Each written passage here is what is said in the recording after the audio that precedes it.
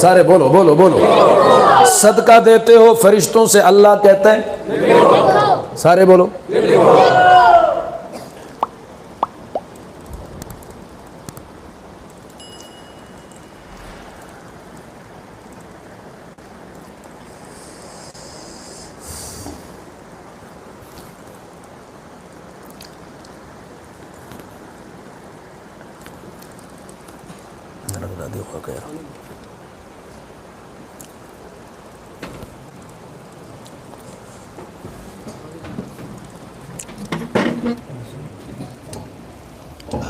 آپ حضرات نے رمضان المبارک کے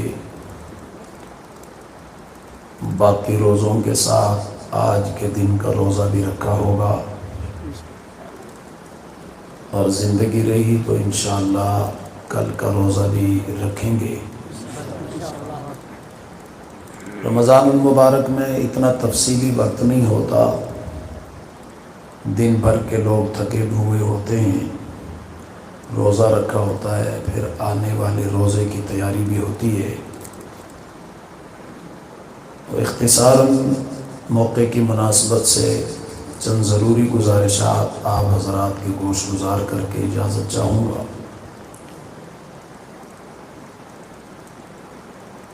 آغاز ہی میں نماز تراویح کے اندر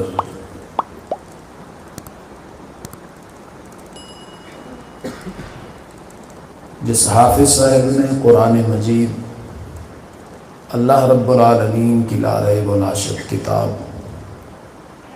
کی تلاوت فرمائی، اور آپ حضرات کو اللہ رب العالمین نے سننے کی توفیق اور ہمت عطا کی، میں سنانے والے اور سننے والے تمام حضرات کو مبارکباد پیش کرتے ہوئے دعا گو ہوں اللہ رب العالمین اس بابرکت عبادت کو ہم سب کی نجات کا ذریعہ بنائے. آمین. یہ بہت بڑی سعادت کی بات ہے. دنیا میں اگرچہ مجھے اور آپ کو اس کی ظاہری کوئی حیثیت نظر نہیں آتی، کوئی فائدہ شاید نظر نہ آتا ہو، لیکن یہ اللہ رب العالمین نصیب والوں کو یہ موقع عطا کرتا ہے. اور پھر اسی محبت نے مجھے اور آپ کو آج ایک جگہ جمع ہو کر کچھ سننے سنانے کا موقع دیا ہے.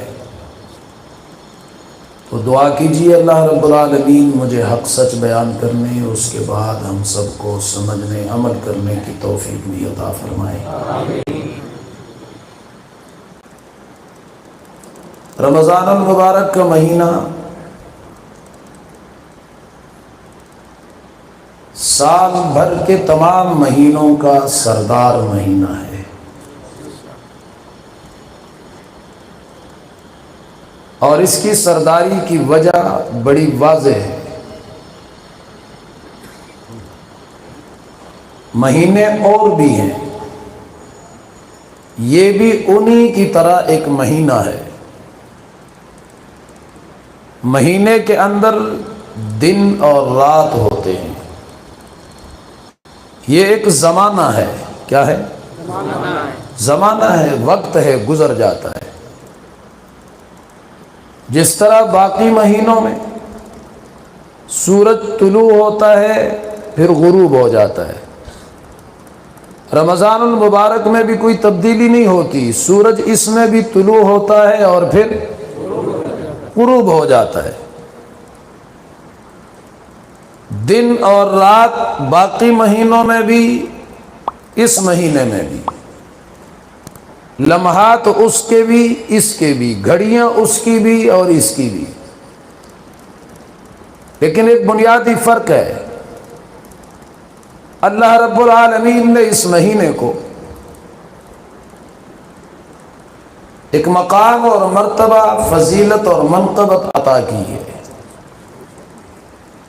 اور اس کی وجہ میں نے آپ حضرات سے عرض کیا کہ بڑی واضح ہے. یہ رمضان المبارک کی ذاتی کوئی حیثیت نہیں ہے، قرآن مجید میں اللہ نے اس کی فضیلت کی وجہ بھی بتائی ہے. فرمایا شہر رمضان الذی انزل فیہ القرآن، رمضان وہ مہینہ ہے جس میں قرآن نازل کیا گیا.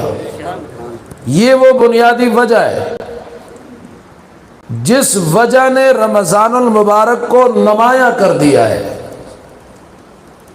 باقی مہینوں سے رمضان المبارک کا مہینہ الگ حیثیت اسی لیے رکھتا ہے کہ اس میں اللہ کا قرآن نازل ہوا، اور اللہ رب العالمین کا انداز بیان اگر آپ تھوڑا سا غور کریں تو فرمایا رمضان وہ مہینہ ہے جس میں قرآن نازل ہوا. یہ نہیں کہا کہ قرآن وہ کتاب ہے جو رمضان میں نازل ہوئی ہے، حالانکہ باتیں دونوں ٹھیک ہیں. رمضان وہ مہینہ جس میں قرآن نازل ہوا، قرآن وہ کتاب جو کس مہینے میں نازل ہوئی، لیکن اللہ نے انداز بیان بدل دیا. اللہ یوں ارشاد فرماتے کہ قرآن وہ ہے جو رمضان میں نازل ہوا ہے، بات پھر بھی درست ہوتی، لیکن یہاں قرآن سے رمضان کی فضیلت بلند ہو جاتی. اللہ رب العالمین نے فرمایا نہیں، قرآن مجید کی وجہ سے چونکہ رمضان کو فضیلت حاصل ہے تو فرمایا رمضان اس کا تعارف کرواتے ہوئے کہا کہ یہ وہ مہینہ ہے جس میں میرا کلام نازل ہوا ہے. تو رمضان المبارک کی سرداری کی وجہ نسبت قرآن ہے. کس چیز کی نسبت ہے؟ اور قرآن ایک ایسی کتاب ہے کہ جس کو بھی اس کے ساتھ نسبت نصیب ہوئی ہے وہ عظیم سے عظیم تر بنا ہے، وہ بالا سے بالا تر بنا ہے، وہ اعلیٰ سے اعلیٰ تر بنا ہے، وہ عزتوں اور عظمتوں کے عروج پہ پہنچا ہے. رمضان المبارک کی باقاعدہ ذاتی حیثیت نہیں، یہ لمحات ہیں، گھڑیاں ہیں، دن ہیں، رات ہیں، اس کے اندر سورج طلوع ہوتا ہے، غروب ہوتا ہے، یہ باقی مہینوں میں بھی ہوتا ہے، لیکن اللہ نے اس مہینے کو بلند کیوں کیا؟ وجہ یہ ہے کہ اس کی نسبت قرآن کے ساتھ ہے. اور صرف رمضان کی بات نہیں ہے، جس ذات پہ قرآن نازل ہوا اس ذات کو رب ذوالجلال نے کل کائنات کی سرداری عطا فرمائی ہے. پھر آپ دیکھ لیں جس امت کو یہ قرآن نصیب ہوا اس امت کو تمام امتوں کی سرداری عطا ہوئی ہے. جس مقام پہ قرآن نازل ہوا ہے وہ مقام تمام مقامات سے اعلیٰ اور عظیم تر بنا ہے. جس زبان کو رب نے قرآن سے نسبت دی ہے وہ زبان تمام زبانوں سے اعلیٰ ترین زبان ہے. میرے بھائیوں، قرآن مقدس ایک ایسی عظیم کتاب ہے جس کی بھی اس کے ساتھ نسبت آئی ہے. اللہ نے اس کو پستی سے بلندی پہ اٹھایا ہے، اسے ذلت سے عظمت کی طرف اٹھایا ہے. پھر رمضان المبارک جس میں قرآن نازل ہوا تمام مہینوں کا سردار بن گیا. پھر رمضان المبارک کی راتوں میں سے جس رات کو قرآن نازل ہوا اول روز، وہ رات اللہ رب العالمین نے فرمایا وہ قدر کی رات ہے، اور ایسی رات ہے کہ ایک مہینہ نہیں، 2 مہینے نہیں، 10 20 100 500 1000 مہینے نہیں، ہاں جناب، ہاں 100 500 مہینے نہیں، 2 4 مہینوں کی بات نہیں. مالک لم یزل نے فرمایا رات ایک ہے، نسبت قرآن کے ساتھ ہے، تو فرمایا لیلۃ القدر خیر من 1000 شہر. رات ایک ہے، نسبت قرآن سے آ گئی تو ایک رات بھی 1000 مہینوں سے افضل ہے. وہ ایک رات بھی 1000 مہینوں سے افضل. رات ایک ہے، اس میں کوئی عبادت کرے گا تو نامہ اعمال میں ثواب 1000 مہینوں کا لکھا جائے گا. کتنی بڑی بات ہے. لگ یوں رہا ہے کہ اللہ کی رحمت بھی بہانے ڈھونڈ رہی ہے کہ کسی، یہی وجہ ہے کہ علماء کہتے ہیں اور آپ حضرات سنتے رہتے ہیں کہ 11 مہینے گزرنے کے بعد یہ مہینہ اعمال کا سیزن کا مہینہ ہے، اپنے گناہ بخشوانے کا موقع ہے۔ اللہ رب العالمین کی رحمتیں یوں برستی ہے جو 11 مہینے میں نہیں ہوتی۔ اللہ رب العالمین یہاں پر یہ بھی مہربانی اور رحم اور کرم فرماتے ہیں کہ لوگ کہتے ہیں یار شیطان ہمیں کچھ کرنے نہیں دیتا، وہ ہمارے دلوں میں وسوسے ڈالتا ہے۔ جیسے ہی رمضان المبارک کا چاند طلوع ہوتا ہے، چاند نظر آتا ہے، مالک لم یزل کا اعلان ہوتا ہے، ان سرکشوں کو رسیاں ڈال کے زنجیریں ڈال کے جکڑ دو، ان کو بند کر دو، قید کر دو، تاکہ کوئی میرا بندہ ان کے وسوسوں میں آ کر اس سیزن سے محروم نہ رہ جائے، اس سیزن سے۔ اس کے باوجود بھی اگر کوئی بہانے بازی یوں ادھر ادھر وقت ضائع کر کے اور اللہ کی مغفرت، نجات اور رحمت کا اپنے آپ کو مستحق نہ بنا سکے، محروم رہ جائے، تو یہی وجہ ہے کہ اللہ کے نبی صلی اللہ علیہ وسلم کے پاس جبرائیل امین آئے، جناب رسول اللہ مسجد نبوی میں تشریف لائے، ممبر کے اوپر بیٹھے، ممبر کے اوپر چڑھتے ہوئے اللہ کے نبی صلی اللہ علیہ وسلم نے ایک پاؤں ایک سیڑھی پہ رکھا، کہا آمین۔ آپ مشہور روایت ہے، آپ بار بار سنتے ہیں، دوسری دفعہ پھر کہا آمین، تیسری دفعہ کہا آمین۔ پوچھنے پہ پوچھا کہ اللہ کے نبی آج آپ نے ایسا انداز اپنایا جو اس سے پہلے نہیں دیکھا۔ فرمایا جبرائیل آیا تھا، اس نے 3 بد دعائیں کی، میں نے تینوں پہ آمین کہی ہے۔ ایک بد دعا اس میں یہ بھی تھی کہ جس کے اوپر رمضان المبارک کا مہینہ آ جائے، اللہ اسے توفیق دے، اللہ اسے موقع دے، اور پھر یہ رمضان المبارک کے اندر روزہ رکھ کر عبادت کر کے اللہ کے سامنے توبہ کر کے اپنے گناہ بخشوا نہ سکے، جنت کا مستحق بن نہ سکے، اس کی مغفرت نہ ہو سکے، تو جبرائیل امین نے بد دعا مانگی، یہ ایسا شخص ہلاک ہو جائے۔ تو رسول اللہ نے فرمایا آمین۔ مسلمانوں، یہ کوئی معمولی بات نہیں ہے، سنانے والا سنا دیتا ہے، سننے والے سن لیتے ہیں، کبھی غور کر لیا کرو، یہ کوئی معمولی الفاظ نہیں ہے۔ بد دعا کرنے والا فرشتوں کا سردار ہے، اس پہ آمین کہنے والا نبیوں کا سردار ہے۔ اور دوسری بات یہ بھی ذہن میں رکھیں کہ وہ محض جبرائیل کی بات بھی نہیں ہے، کیونکہ جبرائیل اپنی مرضی سے آ ہی نہیں سکتا، اور جس نے آمین کہی ہے وہ اپنی مرضی سے زبان کو حرکت دیتا نہیں ہے۔ قرآن کہتا ہے وَمَا يَنْتِقُ عَنِ الْهَوَىٰ إِنْ هُوَ إِلَّا وَحْيٌ يُوحَىٰ، میرا نبی اپنی مرضی سے بولا نہیں کرتا جب تک اللہ نہ بلوائے۔ تو یہ آمین بھی اللہ نے بلوایا ہے، اللہ رب العالمین کی مرضی سے بولے ہیں، تو معلوم یہ ہوا بد دعا کرنے والے کو رب نے بھیجا ہے اور آمین کہنے والے کو رب نے بلوایا ہے۔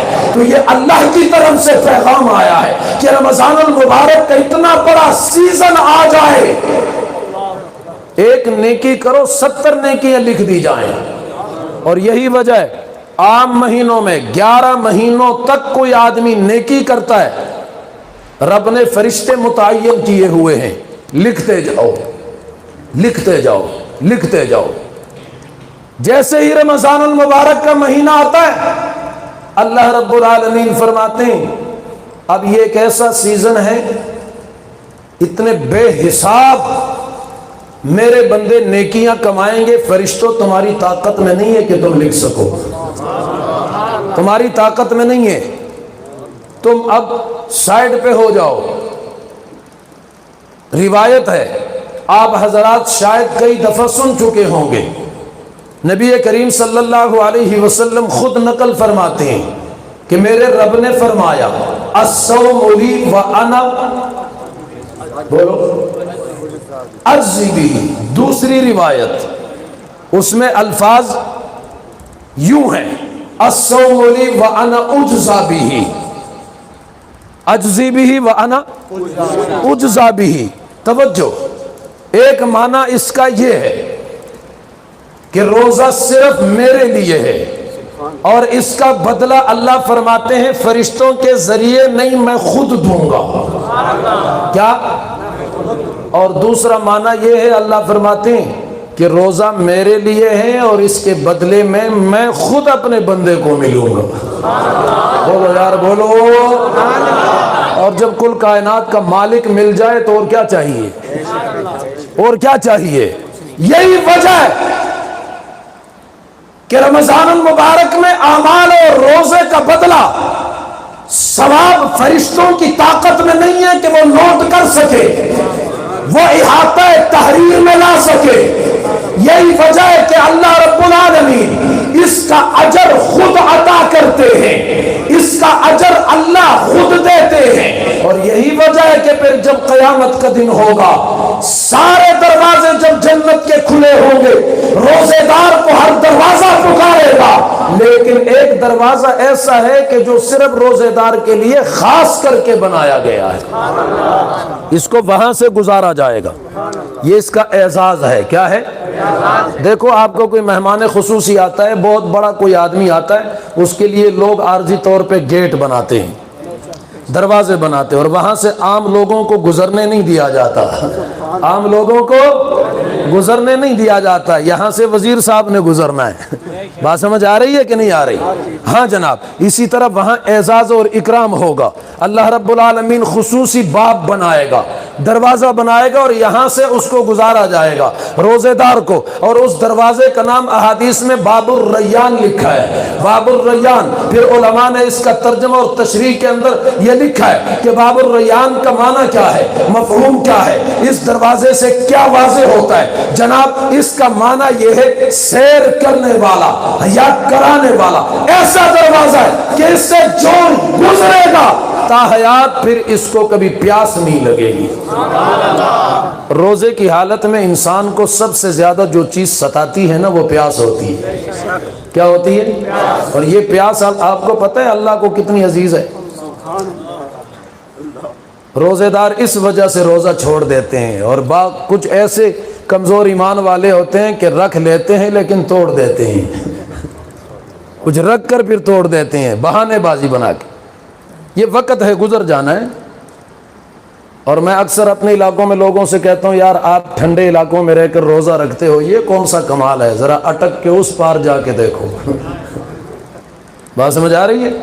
شدید گرمی، تپش، اس حالت میں روزہ رکھنا مشکل ضرور ہے، لیکن آپ کو اس کے اجر کا پتہ ہے.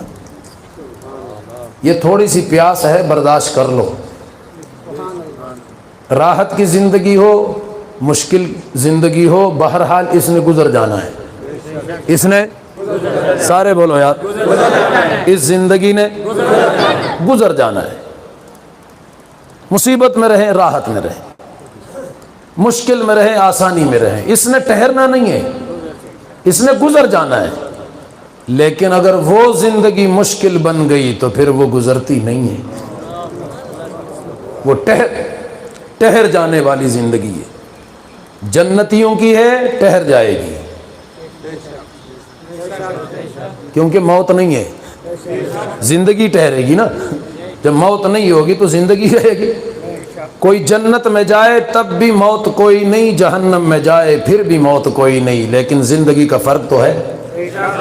زندگی کا فرق، جنتی اور جہنمی کی زندگی کا فرق ہے یا نہیں ہے؟ یار دنیا میں دیکھ لو، شدید گرمی میں، جون جولائی کی گرمی، پنجاب کی تپش، درجہ حرارت عروج پہ، ایک آدمی ایسی کمرے میں بیٹھا ہوا ہے، ایک قطرہ بھی اس کے جسم پہ پسینہ نظر نہیں آتا، اور دوسرا دھوپ کے اندر بیٹھا ہوا ہے، بجلی بھی کوئی نہیں. ہاں شدید گرمی، دونوں کی سکون اور راحت میں فرق ہے یا نہیں ہے؟ یہ تو دنیا کی بات کر رہا ہوں. یہاں تو دھوپ میں بیٹھنے والا کہتا ہے یار وہ مجھ سے اعلیٰ ہے، تو جو جہنم کے مقابلے میں جنت میں جائے گا وہ کتنا اعلیٰ ہوگا، کتنا عظیم ہوگا. بات دور نہ نکل جائے، رمضان المبارک کا مہینہ ہے تو اس حوالے سے روزے سے تنگ نہ ہوا کرو. جیسے بھی ہو اپنے آپ کو تھوڑا سا مشکل میں ڈال کے رکھ لیا کرو. وقت گزر جاتا ہے، وقت. اور جو کھا پی لیتے ہیں، روزہ نہیں رکھتے، کتنا کچھ کھا پی لیتے ہیں، کیا کر لیتے ہیں، کون سا آسمان انہوں نے سر پہ اٹھایا ہوا ہے، کچھ بھی نہیں ہوتا خدا کی قسم. لیکن روزے دار کا مقام، اللہ اکبر. فرشتوں پیچھے ہٹ جاؤ، اس کا اجر اور ثواب تم نہیں لکھ سکتے. اس کا اجر ثواب اللہ فرماتے ہیں میں خود لکھوں گا۔ اور اس کی بنیادی وجہ آپ کو بتاؤں، نماز کا ثواب اللہ فرشتوں کو کہتا ہے کہ لکھو، بولو، نماز کا ثواب فرشتوں سے کہا جاتا ہے لکھو۔ زکوٰۃ دیتے ہو، فرشتوں سے کہا گیا، سارے بولو بولو بولو۔ صدقہ دیتے ہو، فرشتوں سے اللہ کہتا ہے، سارے بولو۔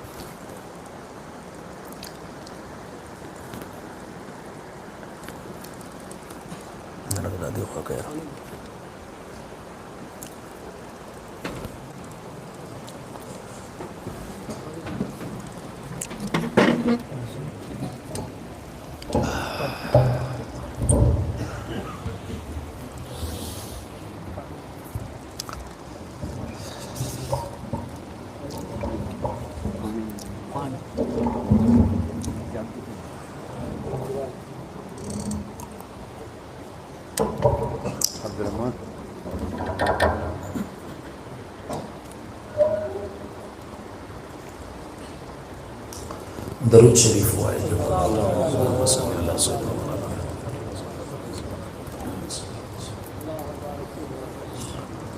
استغفر اللہ الذی لا الہ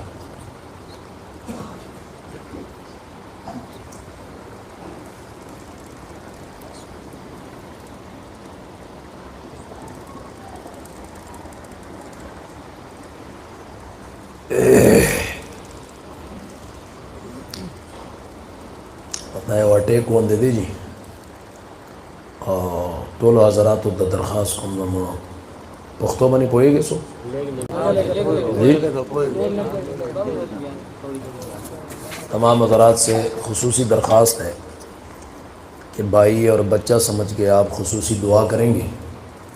آج میں فضائل پہ بات کر رہا ہوں، لیکن دین اسلام کے بہت زیادہ دشمن، قرآن کے دشمن، اصحاب رسول کے دشمن، جن کے خلاف ہم نے موت و حیات کے فاصلے برابر کیے ہوئے ہیں الحمدللہ، تو ان کا اور بس چلے نہ چلیں تو یہی ان کی ترتیب ہوتی ہے کہ ان لوگوں کے اوپر وہ اثرات ہوں کہ زبان کام چھوڑ دیں۔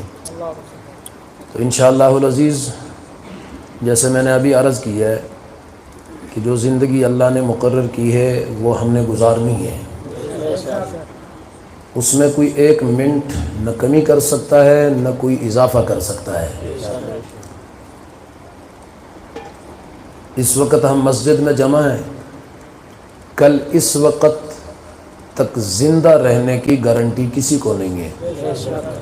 کل اس وقت کتنے لوگ تھے، آج اس وقت وہ نہیں ہوں گے، آج بیٹھے ہیں کل نہیں ہوں گے۔ اللہ ہمیں مرتے دم تک اپنے دین پر، عقیدے پر، مشن پر اللہ ہمیں استقامت نصیب فرمائیں، مضبوطی عطا فرمائیں۔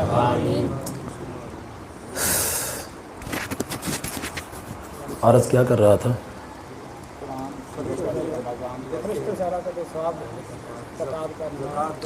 رمضان المبارک کا مہینہ، اللہ فرماتے ہیں الصوم لی وانا اجزی بہ، رمضان کا روزہ اللہ فرماتے ہیں یا روزہ صرف میرے لیے ہے اور میں اللہ خود اس کا بدلہ دیتا ہوں۔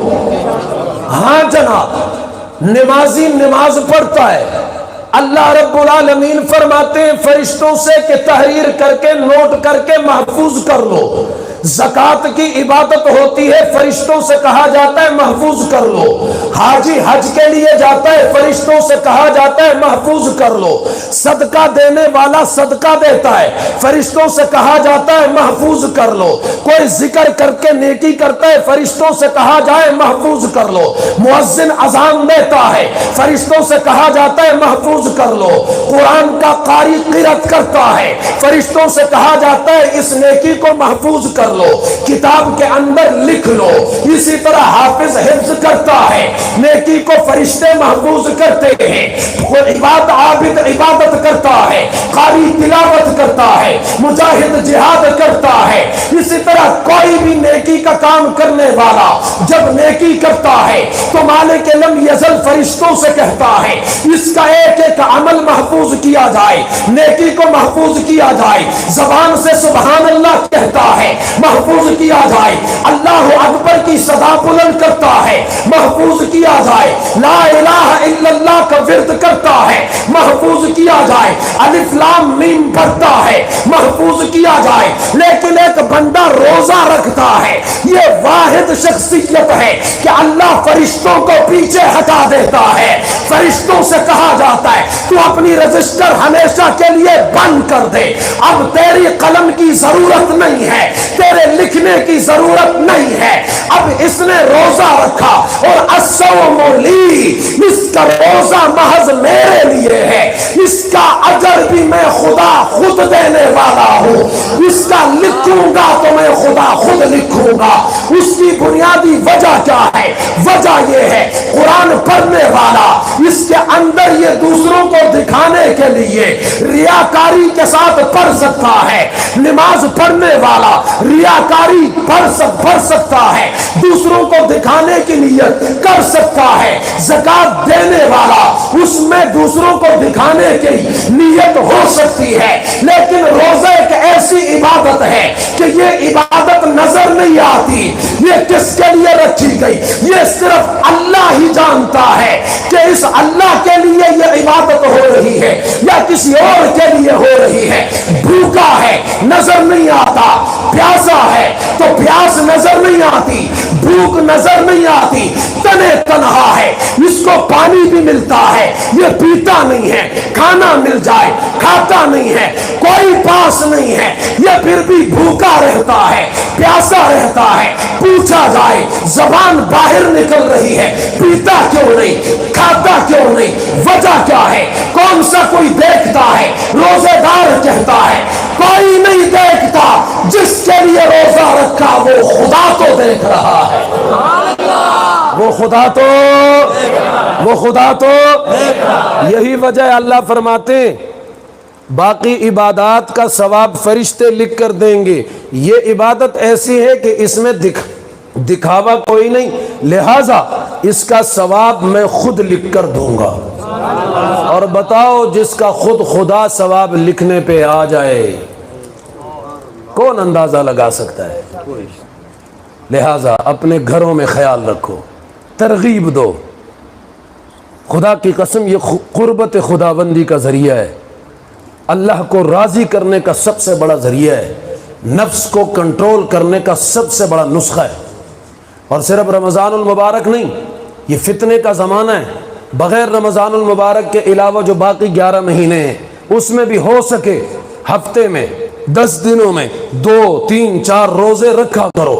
ایک تو روحانیت نصیب ہوتی ہے، نفس کی ٹیوننگ ہوتی ہے، اللہ کی قربت نصیب ہوتی ہے، اللہ کی رضا حاصل ہوتی ہے، جنت کے دروازے نصیب ہوتے ہیں۔ یہی وجہ ہے اللہ رب العالمین فرماتے ہیں قیامت کے دن ان کا دروازہ مخصوص ہوگا جنت میں داخل ہونے کے لیے۔ اور اللہ رب العالمین فرمائیں گے پیچھے ہٹ جاؤ، ان کو بدلے میں جو کچھ ملنے والا ہے نا فرشتوں تم لکھ ہی نہیں سکتے، تمہاری طاقت ہی نہیں ہے۔ اب اندازہ لگاؤ کہ وہ کتنا بڑا اجر ہوگا کہ جو اللہ خود نوٹ کر رہا ہے، خود لکھ رہا ہے۔ لہذا رمضان المبارک کے روزوں کو غنیمت سمجھے، اس میں کوتاہی نہ کریں۔ پرانے دور میں سفر ہوتے تھے، کتنی مشکلات ہوتی تھی۔ یہاں سے کوئی لاہور کا سفر کرتا، کتنی مشکلات ہوتی تھی، 2 3 دن لگ جاتے تھے۔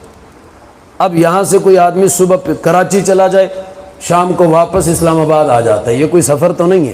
اگرچہ اس میں بھی روزہ اگر نہ رکھیں تو شریعت نے آزادی دی ہے کہ رمضان کے بعد رکھیں، لیکن ایسے سفر میں جس میں سہولت ہی سہولت ہے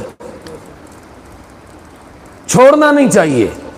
بیمار ہیں، شریعت نہیں بدلتی، شریعت نے جو آسانی دی ہے کوئی نہ رکھیں تو اجازت ہے، لیکن قرآن یہ بھی کہتا ہے کہ اگر رکھیں تو یہ افضل ہے، اگر رکھ لے تو افضل ہے، یہ اس کے لیے خیر ہے، اس کے لیے کامیابی ہے۔ تو بہرحال میرے بھائیوں، عرض یہ کر رہا تھا، بات اگر صبح تک بھی اس پہ کی جائے نا کہ رمضان المبارک کیا ہے، رمضان المبارک کی فضیلت کیا ہے، مقام کیا ہے، اس سے بڑی فضیلت کیا ہوگی کہ اللہ خود فرماتے ہیں الصوم لی، اللہ اکبر، روزہ میرا ہے، روزہ سارے بولو یار سارو، نماز بھی اللہ کی ہے نا، زکوٰۃ بھی اللہ کی ہے، حج بھی اللہ کے لیے، لیکن اللہ رب العالمین نے صرف کس عبادت کو کہا کہ یہ میری ہے؟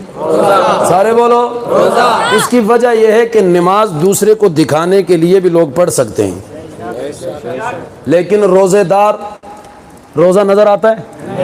نمازی نماز پڑھتا ہے، نماز نظر آتی ہے، زکوٰۃ میں مال دیتا ہے، مال دکھائی دیتا ہے، حج میں طواف کرتا ہے، دوڑتا ہے، نظر آتا ہے، رمضان کی عبادت یعنی روزہ نظر آتا ہے؟ سارے بولو، جس نے نہیں رکھا جس نے رکھا ہے، دونوں راستے میں جا رہے ہیں، کوئی پتہ نہیں ہے کس نے رکھا ہے کس نے نہیں رکھا، دونوں دوڑ رہے ہیں، لیکن جس نے رکھا ہے یہ تنے تنہا بیٹھا ہے، پیاس لگی ہے پھر بھی پانی نہیں پیتا، پی لے تو کوئی روکنے والا نہیں ہے، لیکن اس نے رب کی رضا کے لیے رب کا حکم سمجھ کے روزہ رکھا ہے، اسی لیے اللہ رب العالمین فرماتے ہیں الصوم لی، روزہ میرے لیے ہے اور اس کا ثواب بھی میں خود اس کو دوں گا، فرشتوں تم ہٹ جاؤ۔ اللہ رب العالمین نے جب اپنے عظیم کلام کو نازل کرنے کا ارادہ فرمایا تو اللہ نے اسی مہینے کا انتخاب فرمایا، جو مہینہ تمام مہینوں میں افضل تھا، اور پھر فضیلت قرآن کی وجہ سے بھی، شہر رمضان الذی انزل فیہ القرآن، رمضان وہ مہینہ ہے جس میں قرآن نازل ہوا ہے۔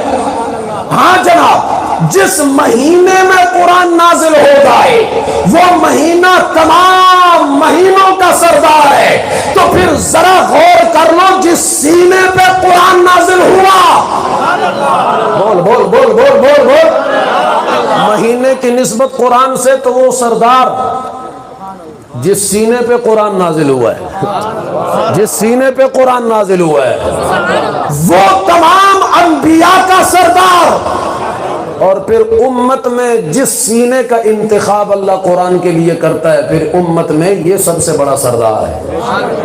دنیا اس کو کچھ بھی کہے، تنگ نظر کہے، غریب کہے، مانگنے والا کہے، منگتا کہے، کچھ بھی کہہ دیں، لیکن آپ کو پتہ ہے قرآن کا حافظ، قرآن کا طالب علم یہ چلتا زمین پر ہے، لیکن آپ کو یہ زمین پہ قدم رکھتا نظر آ رہا ہے۔ رب کعبہ کی قسم، میرے آقا کی بات غلط نہیں ہو سکتی، زمین و آسمان بدل سکتے ہیں لیکن آقا کی زبان سے نکلے الفاظ غلط نہیں ہو سکتے۔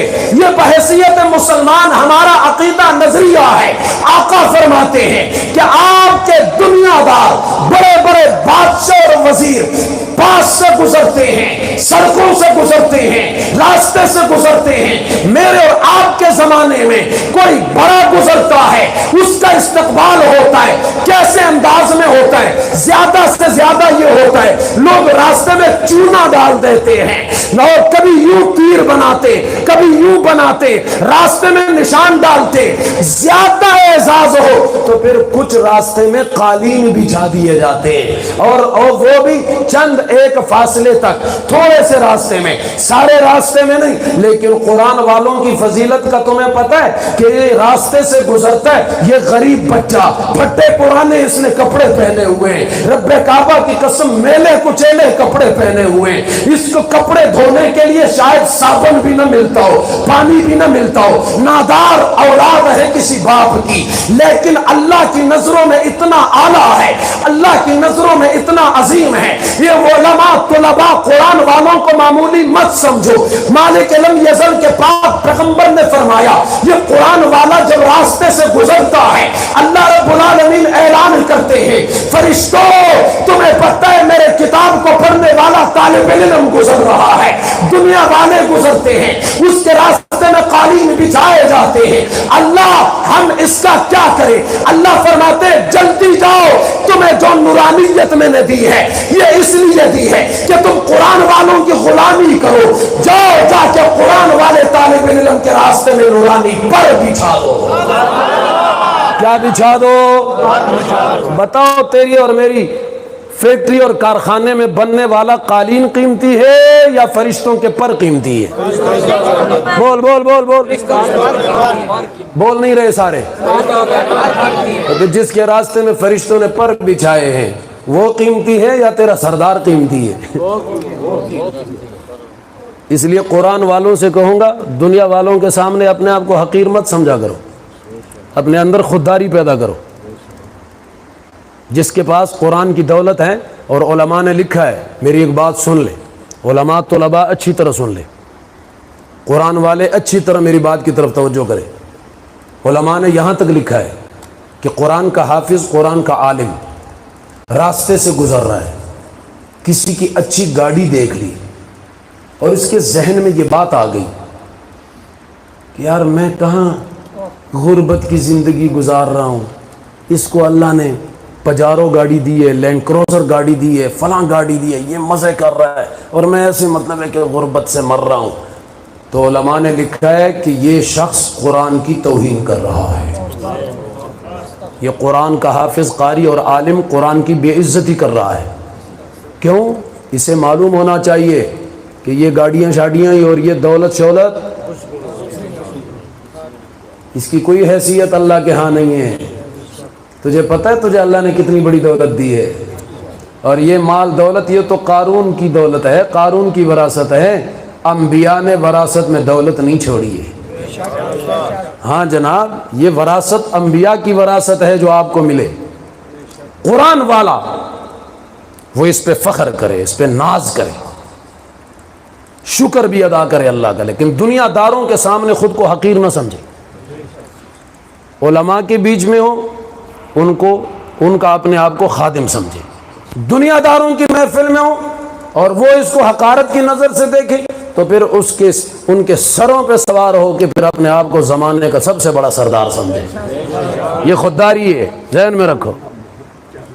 اور اس خودداری کے اندر جو مزہ ہے، خدا کی قسم ہم نے تو آزمایا ہے، ہم نے آزمایا۔ میں ایک جگہ تھا،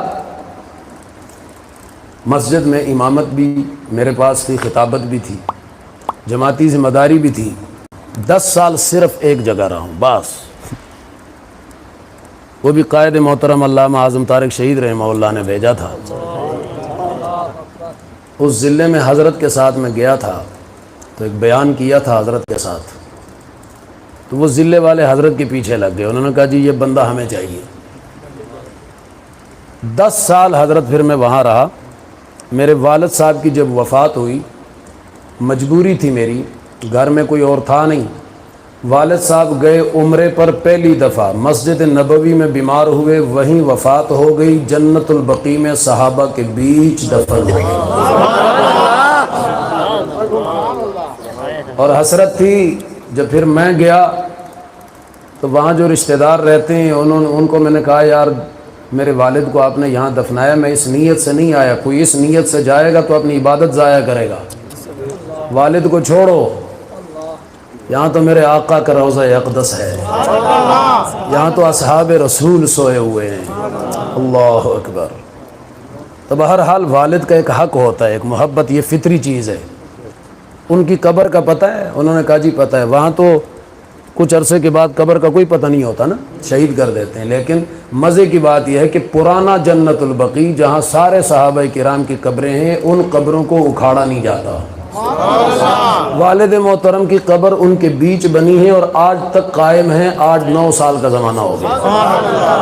ان سے تھوڑا سا فاصلے پہ آگے چلے جائیں، جنت البقیع کا پہلا دروازہ، اس پہ داخل ہو جائیں، سارے صحابہ کرام، رسول اللہ کی بیٹیاں، رسول اللہ کی بیویاں، رسول اللہ کے جلیل القدر صحابہ کرام، بیچ میں چھوٹا سا راستہ گزرتا ہے اور اس راستے کے ساتھ ایک قبر ہے، تیسرے نمبر پہ والد گرامی کی قبر ہے۔ اس سے چند قدم تھوڑا سا آگے چلے جائیں تو حضرت عثمان کی قبر ان سے بھی آگے ہیں۔ یہ پہلے گیٹ کے ان سے بھی زیادہ قریب ان کی قبر. باقی بہت سارے صحابہ کرام، حضرت عثمان غنی رضی اللہ عنہ کی قبر تقریباً جنت البقیع کے درمیان میں جا کے وہاں پر بنی ہوئی ہے. جو حضرات گئے ہوئے ہیں مدینۃ المنورہ جنت البقیع میں ان کو علم ہے. تو یہ ایک اعزاز ہے، اور شاید یہ اسی وجہ سے کہ جب میں صحابہ صحابہ صحابہ کرتا تھا، ان کا تعلق کسی اور جماعت سے تھا، بڑا منع کیا، 3 سال تک مارتے رہے، بائیکاٹ کرتے رہے، پریشان ہوتے رہے، تنگ بھی کرتے رہے، لیکن والد تھے ان کو نہیں پتا تھا مشن کیا ہے. جب بات سمجھ میں آئی، خود آئے، پورے سفر کیے، دیکھا، نہ جانے اللہ نے خواب میں کچھ دکھایا، مجھے کوئی پتہ نہیں ہے، لیکن اللہ نے کچھ دکھایا ضرور. جانے سے پہلے مجھے کہا بیٹا تجھے بڑا ستایا، مجھے معاف کرنا، تو نے جس مشن کا انتخاب کیا ہے، جن صحابہ کا نام لیتا ہے، مر جانا، ٹکڑے ہو جانا، صحابہ کا دروازہ نہ چھوڑنا، اس دروازے سے واپس نہ آنا. نہ جانے اللہ کے سامنے کتنے گڑ گڑائے ہوں گے، کون سی نیکی اللہ کو قبول آئی ہوگی. یہاں سے رب نے اٹھایا، جنت البقیع پہنچایا. قیامت کے دن کوئی یہاں سے اٹھے گا اور وہاں دفن ہونے والے آقا کے ساتھ اٹھ کے حشر میں آئیں گے، صدیق و عمر کے ساتھ آئیں گے، عثمان و حیدر کے سامنے آئیں گے، اصحاب رسول کی جرمت میں اٹھ کے آئیں گے. ہم نے تو اصحاب رسول کے دروازوں کی چوکیداری کرتے ہوئے اس دنیا کے اندر لوگوں کو کامیابی سے ہمکنار ہوتے ہوئے دیکھا ہے، ان کی دعاؤں کو قبول ہوتے ہوئے دیکھا ہے. میں نے آپ حضرات کے سامنے عرض کی ہے کہ جناب اعلیٰ، ہاں رمضان المبارک کی بات ہے، یہ رمضان المبارک کی نسبت قرآن کے ساتھ ہے. اس وجہ سے رمضان تمام مہینوں کا سردار مہینہ ہے. جس ذات پہ قرآن نازل ہے وہ نبی تمام نبیوں کا سردار نبی ہے. جس امت کو قرآن نصیب ہے، یہ امت تمام امتوں کی سردار امت بنتی ہے. اور اس کے ساتھ ساتھ جو فرشتہ قرآن لایا ہے وہ تمام فرشتوں کا سردار فرشتہ ہے. اسی کے ساتھ قیامت کی صبح تک جو قرآن کے ساتھ تعلق جوڑے گا، قرآن کا حافظ بنے گا، قاری بنے گا، عالم بنے گا، مفسر بنے گا، داعی بنے گا، ناشر بنے گا، مبلغ بنے گا، پہنچانے والا بنے گا، تو اس کو اللہ اس زمانے میں ساری کائنات سے اعلیٰ اور افضل بنائے گا. ساری دنیا کی نعمتیں فانی ہیں، باقی رہ جانے والی نعمت ہے تو قرآن کی نعمت ہے. کون سی نعمت ہے؟ یہ نعمت تو دنیا سے جائے گا، یہ یہاں نہیں رہے گی، یہ قبر میں بھی ساتھ جائے گی. تو حشر میں جائے گا، یہ وہاں بھی تنہا نہیں چھوڑے گا. تو ایسی چیز کماؤ نا جو تو جہاں جائے وہ یہ ساتھ جائے. دنیا کی دولت جتنی بھی ہو، یہ سانس نکلنے کی دیر ہے. وارث یہ ان کا حق ہے، پھر وارث مرضی ہے ان کی، وہ تیری کمائی ہوئی دولت کے ساتھ مدرسہ بنائے، مسجد بنائے یا سینما بنائے، تو کچھ نہیں کر سکے گا نا. دنیا سے جانے والا کچھ کر سکتا ہے؟ سارے بولو نا. دنیا ہی کے اندر اپنی دولت بھی بروئے کار لاؤ، اپنی صلاحیتوں کو بھی دین کے لیے استعمال کرو. کون کون تیار ہے؟ تیار ہو میرے بھائیو؟ اٹک والو، یہ زندگی فانی ہے، 1 منٹ کی گارنٹی نہیں ہے. میں ابھی بات کر رہا ہوں نا، مجھے یہ یقین نہیں ہے کہ میں نے یہاں سے زندہ اٹھنا ہے یا یہیں پہ زندگی کا خاتمہ ہونا ہے. کوئی پتہ نہیں ہے، یہ ذہن میں رکھیں. جس زندگی کی اتنی گارنٹی نہیں ہے اس کے لیے ہم کیا کچھ کر رہے ہیں، اور وہ زندگی جس نے کبھی ختم ہی نہیں ہونا، ہم اس کے لیے کیا کچھ کر رہے ہیں. آج عام انداز سے ہٹ کر میں گفتگو کر رہا ہوں، کچھ آخرت کی فکر بھی ہونی چاہیے. میرے بھائیوں، قدم قدم پہ فتنے ظاہر ہو رہے ہیں، ایمان کے ڈاکو ظاہر ہو رہے ہیں، ہر طرف سے ایمان پہ حملہ ہے. یہ کرونا کتنی بڑی وبا ہے، بیماری ہے، وبا ہے، بیماری، اس کا انکار کوئی نہیں ہے، یہ ذہن میں رکھیں. لیکن وبا پھیل جائے، بیماری پھیل جائے، مرض پھیل جائے تو ایسے حالات میں اللہ کی طرف رجوع کرنی چاہیے. عذاب آتا ہے ہمارے اعمال کی وجہ سے آتا ہے. کس کی وجہ سے آتا ہے؟ آج دیکھ لو ساری دنیا، ہر چیز آباد ہے، اللہ کے گھر ویران. رمضان المبارک کا مہینہ جب گزر جاتا ہے نا، ہم چاند دیکھ کر عید کا خوشیاں مناتے ہیں، اس رات مسجدیں رو رہی ہوتی ہیں. اللہ کا گھر روئے تو ہم پھر روتے ہی رہیں گے، اور کیا ہو؟ مسجدیں رو رہی ہوتی، تم خوشیاں مناتے ہو۔ مہینہ رمضان کا آیا، ہم نے تھوڑی سی آبادی دیکھی، بڑے لوگ آئے، مسجد آباد ہوئی، عید کا چاند نظر آتے ہی یہ لوگ غائب ہو جائیں گے، مسجدیں رو رہی ہوتی، ہم ہنس رہے ہوتے ہیں، مبارکباد دے رہے ہوتے ہیں، چاند مبارک ہو، عید مبارک ہو، مسجدیں رو رہی ہوتی، اور اللہ کا گھر روئے تو پھر ہمارے گھروں میں بھی رونا ہی رہے گا، اور کیا ہوگا؟ اپنے گھروں کو آباد دیکھنا ہے تو اللہ کے گھروں کو آباد رکھو۔ یہ نہیں ہو سکتا آپ میرے گھر کا خیال رکھیں اور میرے اندر رتی بھر بھی غیرت ہوئی نا تو پھر میں آپ کے گھر کا بھی خیال رکھوں گا، میں آپ کا احسان مند رہوں گا۔ تو اس ذات کے گھر کا کوئی خیال رکھے جو مالک الملک ہے، وہ احسان کو کیسے بھول سکتا ہے؟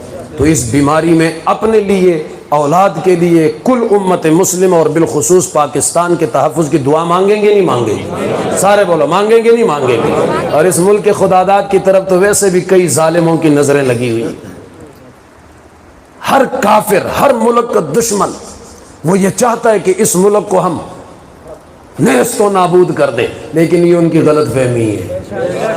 یہ جس دین کے نام پہ بنا ہے پاکستان، یہ دین آخری ہے۔ اور دوسرا جملہ اس ناچیز سے سن لو، دین صرف آخری نہیں ہے، آخر تک کے لیے ہے۔ سن لو سن لو سن لو، صرف آخری نہیں ہے، آخر تک کے لیے۔ تو پھر جس دین کے نام پہ یہ پاکستان بنا ہے، یہ بھی آخر تک رہے گا انشاءاللہ۔ کہہ دو انشاءاللہ۔ سارے دشمن ناکام ہو جائیں گے، پیٹتے رہیں گے، مٹتے رہیں گے، مرتے رہیں گے۔ یہ ملک جس نام پہ بنا ہے اس نام نے آخر تک رہنا ہے، تو پاکستان نے بھی آخر تک رہنا ہے۔ اس کی آبادی کی فکر کرنی ہے، اس کے دشمن پہ کڑی نظر رکھنی ہے۔ رکھیں گے نا انشاءاللہ؟ یہ بحیثیت مسلمان، بحیثیت پاکستانی ہمارے اوپر فرض عین ہے۔ جس بندے کے دل میں وطن کی محبت نہیں ہوتی، خدا کی قسم اس آدمی کی اللہ کی نظر میں بھی کوئی اہمیت نہیں ہوتی۔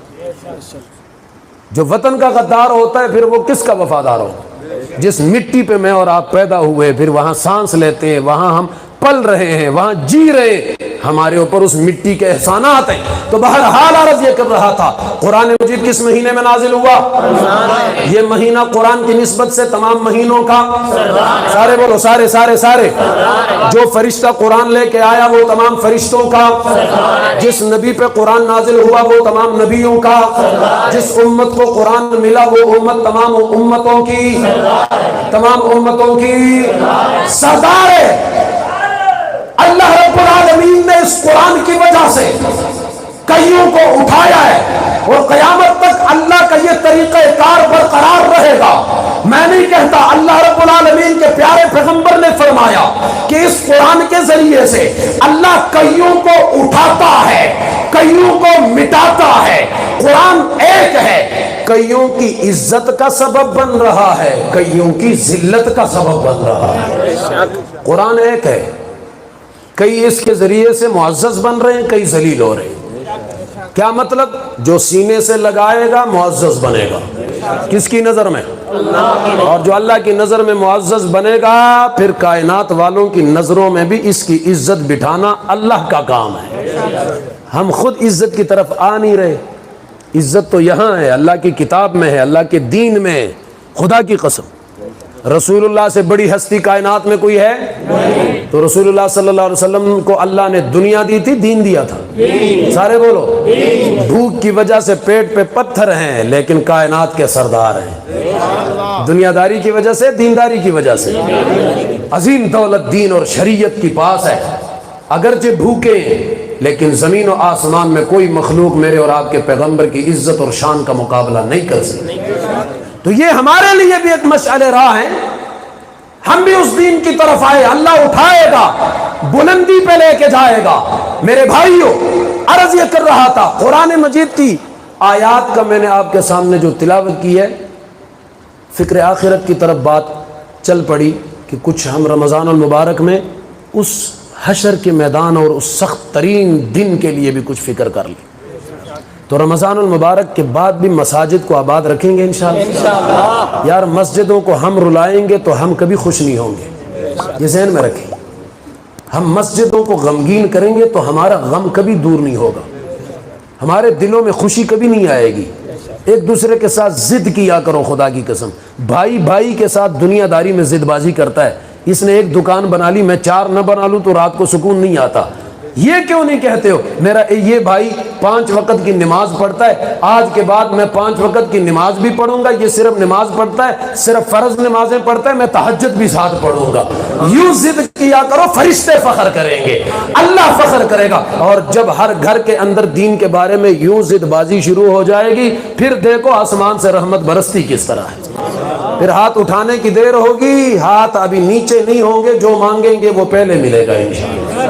ہم نے مانگنے کا انداز ہی بدل دیا ہے، جہاں سے ملتا ہے، جس طریقے سے ملتا ہے، ہم نے وہ طریقے ہی چھوڑ دیے۔ تو پھر اللہ ہمارا اور کسی کا محتاج تو نہیں ہے، محتاج تو ہم ہیں، محتاج تو ہم ہیں۔ تو اللہ انتظار میں ہے جو محتاج ہی نہیں ہے، اور ہم متوجہ نہیں ہوتے جو محتاج ہیں۔ تو بھائیوں، قرآن مجید کی ایک آیت، بس زندگی کا کوئی پتہ نہیں، دوبارہ ملاقات ہوتی ہے نہیں ہوتی ہے، دوبارہ پھر سننے سنانے کا موقع اور یہ ماحول دوبارہ نصیب ہوتا ہے یا نہیں ہوتا۔ ایک پیغام آج کی اس محفل کی وساطت سے آپ حضرات کے ذہن کی تختیوں پہ نقش کر کے اجازت چاہوں گا۔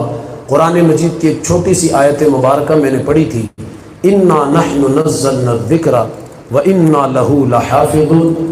اللہ رب العالمین نے فرمایا یہ کتاب نصیحت میں نے نازل کی ہے اور اس کی حفاظت بھی میں خود کروں گا۔ کہہ دو، جس کی حفاظت کا ذمہ خود خدا نے لیا ہو، کوئی اسے ختم کر سکتا ہے؟ تسلی رکھو، ایمان سے بولو، ایمانی قوت کے ساتھ بولو یار، خوشی کے ساتھ بولو۔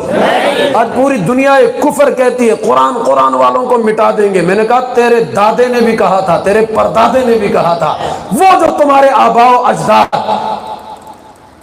وہ نمرود، فرعون، شداد، حامان، قارون، وہ زمانے سے پھر آج تک آؤ، ہر نبی کے قانون شریعت کو ختم کرنے کے لیے کئی بدماش پیدا ہوئے۔ جب قرآن نازل ہوا، اس کو بھی مٹانے کے لیے مکہ کی دھرتی پہ کئی سردار پیدا ہوئے، مدینہ میں کئی بدماش پیدا ہوئے، قرآن کو ختم کر دو، حتیٰ کہ صاحب قرآن کو بھی ختم کرنے کا منصوبہ بنایا گیا، دار الندوہ میں رسول اللہ کے قتل کرنے کا منصوبہ بنایا گیا۔ بنایا گیا نہیں بنایا گیا؟ بنایا گیا نہیں بنایا گیا؟ اور یہ کتاب میں نے آپ سے کہا نا کہ یہ دین، یہ کتاب، یہ قرآن آخری ہے، اس نے آخر تک رہنا ہے۔ ختم کرنے کے لیے کوئی آئے گا خود ختم ہو جائے گا، اسے کوئی نہ ختم کر سکا ہے نہ قیامت تک کوئی کر سکتا ہے۔ یہ تسلی رکھو، یہ اس کو اللہ نے محفوظ رکھنا ہے۔ خوش قسمت وہ ہے جو حفاظت کے کام آ جائے، یہ ذہن میں رکھو، میرا جملہ یاد رکھنا، اس کو اللہ نے ضائع تو ہونے دینا نہیں۔ اچھی طرح سن لو، یہ آخری کتاب ہے، کوئی نئی کتاب اب، اور جب آخری ہے تو اس نے کب تک رہنا ہے؟ میں اور آپ سارے کے سارے، مجھ سمیت سارے کے سارے قرآن کے منکر ہو جائیں، نعوذ باللہ، اللہ رب العالمین معاف فرمائے۔ مثال کے طور پر بات کر رہا ہوں، یہ پوری دنیا کے اندر جتنے مسلمان ہیں سارے کے سارے قرآن کو چھوڑ دیں، کافر اس قرآن کو ختم کرنے پہ تل جائیں، ساری ٹیکنالوجی، ساری طاقتیں جمع کر لیں اور سارے مسلمان گھروں کے اندر گھس جائیں، بالکل قرآن کا نام نہ لیں، میرا پھر بھی یہ یقین کامل ہے، اس حوالے سے عقیدہ پختہ ہے کہ ساری دنیا بھی قرآن کو چھوڑ دے، اللہ رب العالمین ایسی ذات ہے، وہ میرا اور تیرا محتاج نہیں ہے، قرآن پھر بھی محفوظ رہے گا، کیونکہ یہ آخری کتاب ہے، اس نے آخر تک رہنا ہے۔ خوش قسمت وہ ہے جو اس کے حفاظت میں استعمال ہو جائے، جو اس کی حفاظت میں۔ آپ میں سے کون ہے جو یہ عزم کر لے کہ آج کے بعد میں اللہ کے دین اور اللہ کی کتاب کی حفاظت کے لیے استعمال ہوں؟ سارے بولو، سارے سارے سارے۔ میں سیاسی تقریریں اور سیاسی بحث کرنے کے لیے آپ کے پاس نہیں آیا، میں سارے دن گرمی کا روزہ رکھ کے سفر کر کے آیا ہوں، کوئی پیغام لایا ہوں۔ کوئی درد لے کے آیا ہوں. اپنا وقت بھی ضائع نہیں کیا کرتا, مجمع کا وقت بھی ضائع نہیں کیا کرتا. اور وہ زمانہ گزر گیا, لطیفے سنانے کا زمانہ چلا گیا, رسمی تقریروں کا زمانہ, لوگوں کو ہنسانے کا زمانہ چلا گیا کہ لوگوں کو ہنسایا, گھنٹہ پورا کر لیا. خدا کی قسم وہ زمانہ نہیں ہے. علماء اپنے علم کے ضروریات کو اور تقاضوں کو پہچانو, اپنی ذمہ داریوں کو پہچانو. امت کے اوپر کڑا وقت آ گیا ہے, ہر طرف سے فتنے ظاہر ہو رہے ہیں, ہر طرف سے کفر منصوبہ سازی کر رہا ہے, پاکستان کے خلاف دشمن تیاریاں کر رہا ہے, اسلام کے خلاف تیاریاں ہو رہی ہیں. اب ایک اور مطالبہ آپ کے پاکستان سے کیا جا رہا ہے کہ تحفظ ناموس رسالت کا قانون پاکستان میں ختم کر دیا جائے. یہ ہر مسلمان, ہر پاکستانی کی ایمانی غیرت کا امتحان لیا جا رہا ہے. آپ میرے اور آپ کی غیرت کا امتحان شروع ہو چکا ہے, لہذا تیاری کیجئے, بیدار رہیے, دین اسلام کی طرف آئیے, اپنی ذمہ داری کو کا احساس کرتے ہوئے ذمہ داری کو بیدار کیجئے گا, ہمت کیجئے گا, عزم کیجئے گا کہ جو وقت گزر گیا سو گزر گیا, جو زندگی کے ایام باقی ہے, میں مال, جان, صلاحیت, وقت, زمانہ, دن, رات, اولاد, صلاحیتیں جتنی بھی ہیں, سب کچھ اللہ تیرے دین, تیرے قرآن پہ وار دوں گا, پیچھے نہیں ہٹوں گا. جب یہ ہم عزم کریں گے پھر اللہ کی رحمتیں بھی آئیں گی, برکتیں بھی آئیں گی, پھر فرشتے دروازوں پہ دستک بھی دیں گے, پھر تم راستوں سے گزرو گے, تم صرف کفر پہ ہاتھ اٹھاؤ گے, سر فرشتے اڑائیں گے. سر فرشتے اڑائیں گے. بدر میں ہوا نہیں ہوا, ہوا نہیں ہوا. صحابہ کرام کہتے ہیں ہم بدر میں اترے, بڑی بڑی طاقتیں سامنے کھڑی ہیں, 313 کی تعداد میں آئے, ہاتھ میں تلوار کوئی نہیں ہے, وہ مسلح ہو کے آئے. لیکن ہوا یہ کہ ہم نے اپنی آنکھوں سے دیکھا وہاں سے بڑے بڑے پہلوان کافر دوڑ کے آ رہے, اتنی اتنی تلواریں ہاتھ میں, انہوں نے تلوار ہمارے اوپر اٹھائی, ہمیں یقین ہو گیا اب ہماری گردن یہ قلم کر کے جائے گا.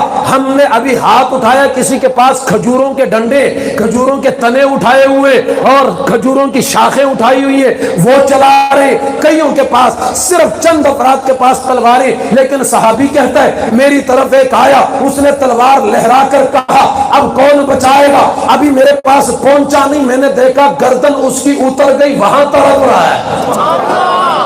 میں نے دیکھا یہ ہوا کیا. بعد میں اللہ رب العالمین نے بتایا, میں بتاتا ہوں ہوا کیا.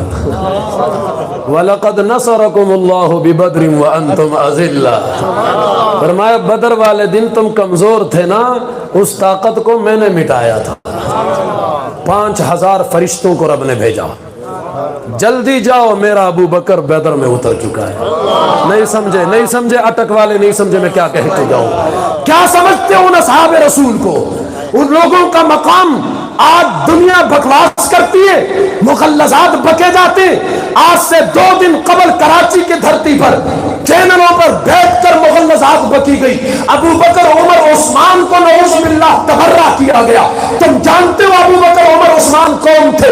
یہ بدر میں اترتے, اللہ آسمان پہ اعلان کر رہا ہے جبرائیل جلدی کر بدر پہنچ جا, میرا ابو بکر آ چکا ہے, عمر داخل ہو چکا ہے, عثمان آ چکا ہے, علی آ چکا ہے, میرا طلحہ زبیر آ گئے ہیں, میرے صحابہ بدر میں تنہا کھڑے ہیں, مسلح کوئی نہیں. ہاں ان کے پاس طاقت کوئی نہیں, قوت کوئی نہیں, ہاں ان کے پاس ذرائع کوئی نہیں, ان کے پاس اسباب کوئی نہیں. صحابہ کہتے ہم صرف ہاتھ اٹھاتے تھے, گردن وہاں اٹھ جاتی تھی, اڑ جاتی تھی. ہم نے پوچھا آقا یہ کیا وجہ تھی؟ فرمایا تمہاری نیتوں کو اللہ نے قبول کر لیا تھا, اللہ نے تمہاری نیتوں پہ فیصلے کر لیے.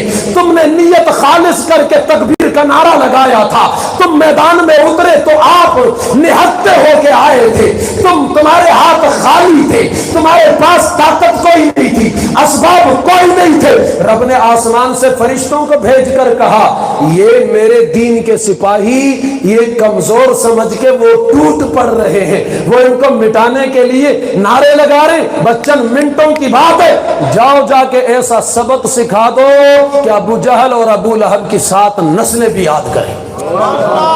تو آج تک ان کی نسل یاد کر رہی ہے نہیں کر رہی ہے؟ سارے بڑوں کر رہی ہے نہیں کر رہی ہے؟ ہاں جناب یہی وجہ ہے. حالات دیکھ دیکھے گئے تو علامہ اقبال بھی تڑپ اٹھا اور اس نے بھی مسلمانوں کی ایمانی غیرت کو بیدار کرنا چاہا تو کہا کہ فضائے بدر پیدا کر، فرشتے تیری نصرت کو اتر سکتے ہیں گردوں سے قطار اندر قطار اب بھی۔ فرمایا مسلمان خدا آج بھی وہی ہے، تو وہ نہیں رہا۔ تو فضائے بدر پیدا کر، فرشتے آج بھی وہی ہیں، اللہ آج بھی وہی ہے۔ ہم نے وہ فضا پیدا نہیں کی تو اللہ تو محتاج ہمارا نہیں، ہم چھوڑ دیں گے اللہ ہمیں مٹا دے گا۔ خدا کی قسم جنگل کے درندوں سے اللہ اپنے دین کا کام لے لے گا، لے گا نہیں لے گا؟ ابھی رسول اللہ صلی اللہ علیہ وسلم نے نبوت کا اعلان بھی نہیں کیا تھا، ابرہہ آیا۔ کون؟ کون؟ اس زمانے کے ابرہہ بھی ہیں، نام لوں تو آپ پریشان ہو جائیں گے۔ میں صرف واقعات پہ سہارا لے کے گزارا کرنے والا خطیب نہیں ہوں، میرے ساتھی جانتے ہیں، اور میں اس چیز کا مخالف ہوں۔ خطبات کے رٹے لگا لگا کے لوگوں کا وقت ضائع نہ کیا کر، حالات جو تقاضا کرتے ہیں ان حالات کے مطابق بولو۔ نہیں اے وہ انجن نہیں، یہ دنال کدھر ٹھنڈا ہونا ہے،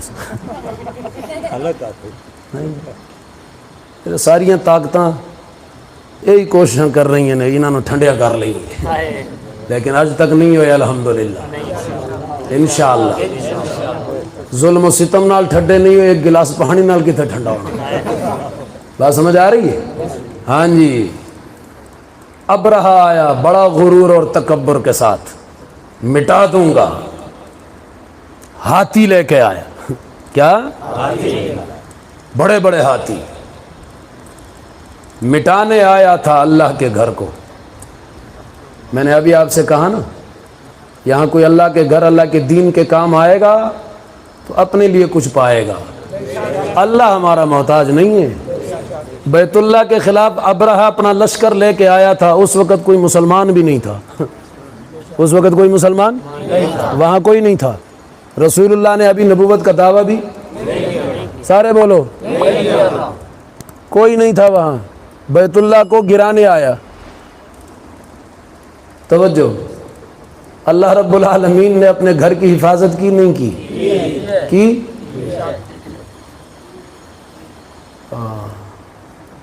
جملہ کہنے لگاؤں جو مطالعہ رکھتے ہیں نا ان کو سمجھ آئے گی۔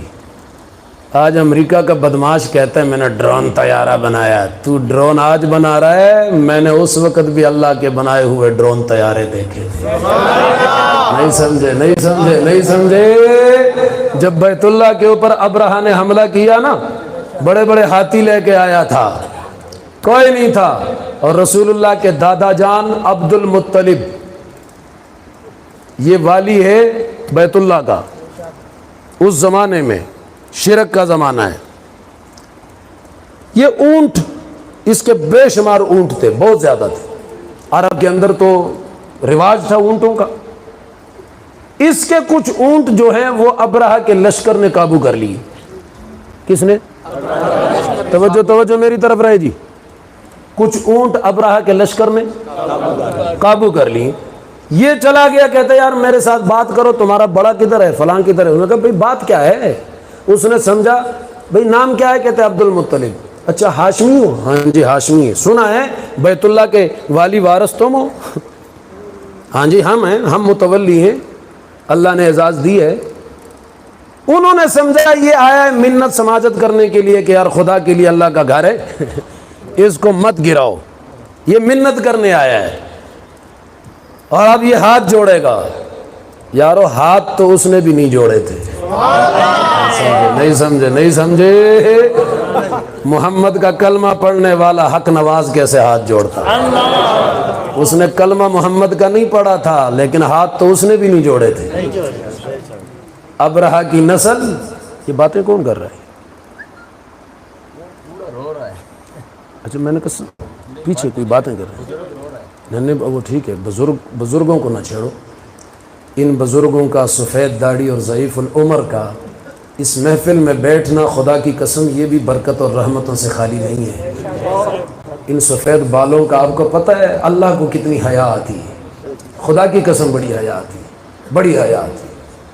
لیکن ہمارے یہاں خاص کر میں اکثر اپنے علاقوں میں کہا کرتا ہوں، پنجاب کے اندر بہت ظلم ہوتا ہے، بہت ظلم ہوتا ہے۔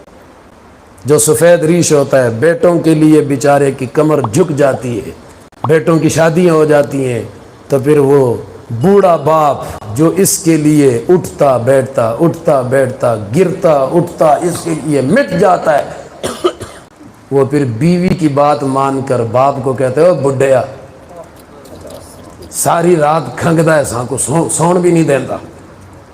یہ جملہ آسمان کو گرانے والا جملہ ہے، اللہ کے قہر اور غضب کو دعوت دینے۔ نوجوانوں توبہ کرو، ماں کو مت ستاؤ، باپ کے سامنے سر جھکا کے رکھو، سر مت اٹھاؤ۔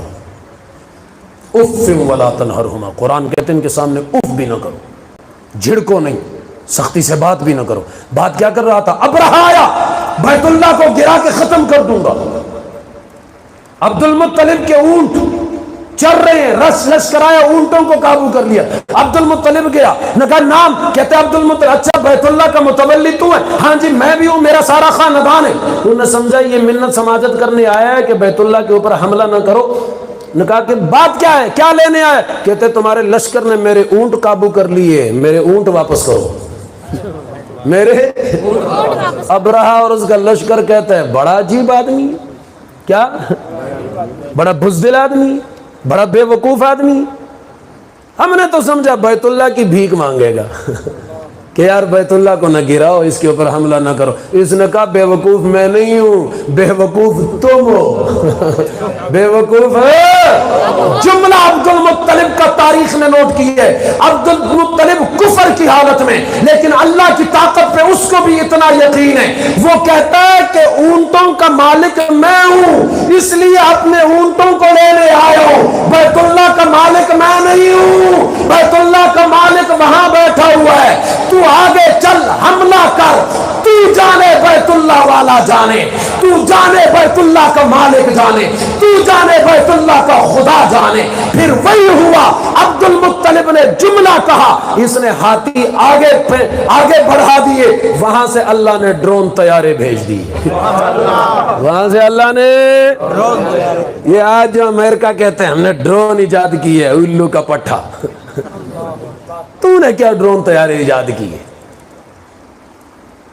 تیرا باپ دادا ابرہہ جب آیا تھا نا، یہ بھی تو اب بیت اللہ کا دشمن ہے نا، تو یہ ساری ابرہہ کی نسل ہے یا نہیں ہے؟ سارے بولو ہے یا نہیں ہے؟ ہاں، اور سن 1979 میں جنہوں نے بیت اللہ میں ہلچل مچائی تھی، حملہ کیا تھا نا، وہ بھی اسی کی نسل سے ہیں، وہ پھر بھی ان سے اچھے تھے، وہ ہاتھی والے تھے۔ یہ بات سمجھ آ رہی ہے؟ وہ پھر بھی کوئی مضبوط جانور لے کے آئے تھے، اور وہ پھر بھی بہتر تھے، وہ ہاتھی کے اوپر بیٹھتے تھے، یہ نیچے سے جاتے ہیں۔ عقل ہے نا، ختم ہو گئی، دین دشمنوں کی عقل نہیں رہتی، اللہ اس عقل کو کھینچ لیتا ہے، چھین لیتا ہے، ختم کر دیتا ہے۔ ڈرون طیارے آئے، ہر طیارہ اتنا سا ہے، کتنا سا ہے، اور اللہ نے اس کو لیس کیا، مسلح کیا 2 میزائلوں سے۔ کس سے؟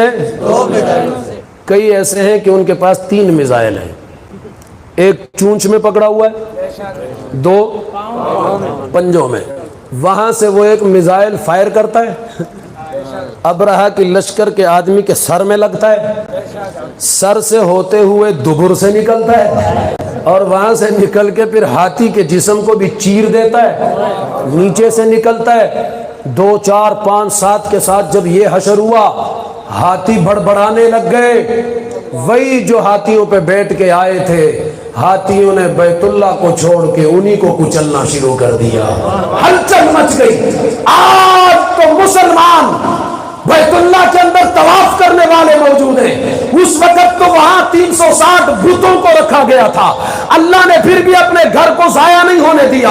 آج مسلمان تھوڑی سی غیرت کا مظاہرہ کرے تو اللہ رب العالمین آج بھی مدد بھیج سکتا ہے، آج بھی بیت اللہ کے دشمنوں کو انشاءاللہ العزیز نس نیس کر سکتا ہے، ہاں ان کو تباہ و برباد اور ہلاک کر سکتا ہے۔ تو عرض یہ کر رہا تھا کہ قرآن مقدس کی حفاظت کا ذمہ کس نے لیا ہے؟ کس نے لیا ہے؟ ہم نہیں کریں گے، اللہ پھر بھی اپنا ذمہ نبھائے گا، اپنا وعدہ پورا کرے گا۔ اللہ جو وعدہ کرے ان اللہ لا یخلف المیعاد، اللہ خود فرماتا ہے پھر میں اپنے وعدے کے خلاف نہیں کرتا، پورا کرتا ہوں۔ ساری دنیا قرآن کو چھوڑ دیں، اللہ پھر بھی اس کو ضائع نہیں ہونے دے گا، کیونکہ آخری کتاب ہے۔ اور میرا جملہ یاد رکھنا، کب تک رہے گا؟ کہاں تک رہے گا؟